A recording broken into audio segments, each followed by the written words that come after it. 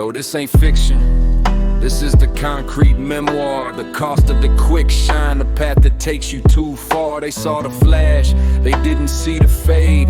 The narrative of a life that the hustle betrayed. Started young, the air was thick with humidity and cut grass. Sneaking dime bags of M80 bud through the crack looking glass. My backpack smelled faintly of pine and sweet ugly musk.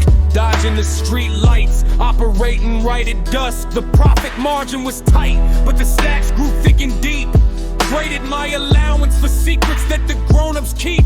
I bought the name brand sneakers, the Jordan 11s, crisp and clean. Felt 10 feet tall, a self-made player on the local scene. The older guys watched, nodding slow from the Chevy's tinted window. Handed me advice like a torch, watching my empire grow. Walls awaited from the park bench to the back room of the dive, where the shadows were friendly and the risk kept me alive. But the air started changing, the green smoke gave way to a sharp metallic tang. A new clientele demanded a harder, more dangerous bang.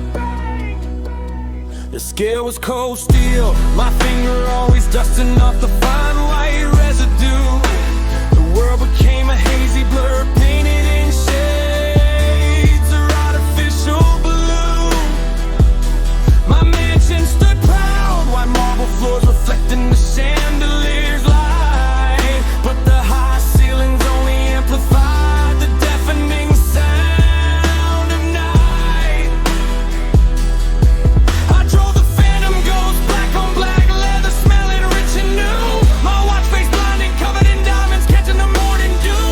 I sat on velvet sofas, counting piles of Benjamins, crisp and tight, surrounded by people, but consumed by an overwhelming silent void. They set him opulent facade, the customized kitchen, the infinity pool. Never saw the hollow core, the internal breakdown. Growing cold, I was winning the war of wealth, but the war inside I lost, paying for success with the entirety of my soul's tossed.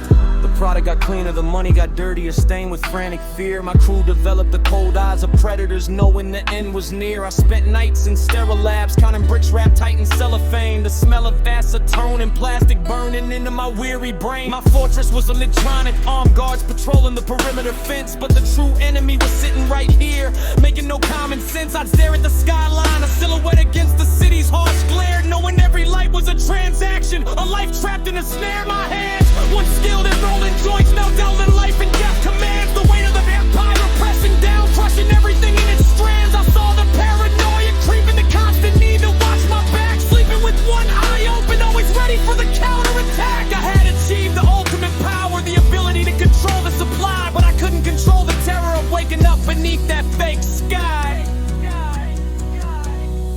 Then came the morning, sunlight hitting the glass of untouched champagne. I looked at my hand, saw the tremor, the constant sickening strain. Sat in the silence of the master suite, 70 feet of excess space, and heard the faint echo of a boy laughing, a lost innocent face. I saw the truth, stark and brutal, through the fog of wealth and pride. All this elaborate scaffolding was built just to keep me buried inside. The stacks of crisp $100 bills felt like nothing but dead leaves now. The time, the energy, the youth, all wasted, the youth of bow. The final moment of clarity, sharp as a shard of broken glass. The realization that the real value was the future I let pass.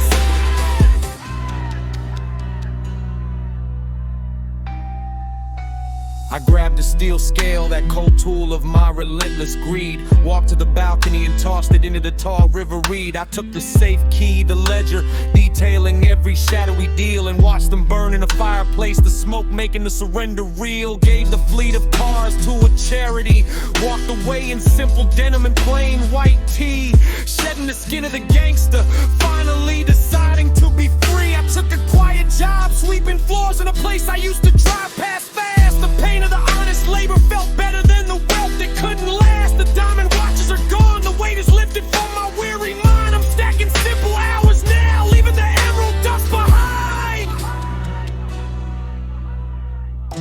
I don't look back at the mansion or the power I used to wield. The biggest gain was accepting the loss and walking off the bloody field.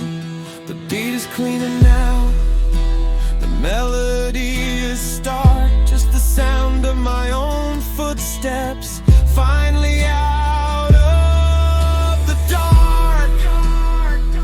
No more high-speed chases, just the long, quiet walk. Beat fades out with the sound of a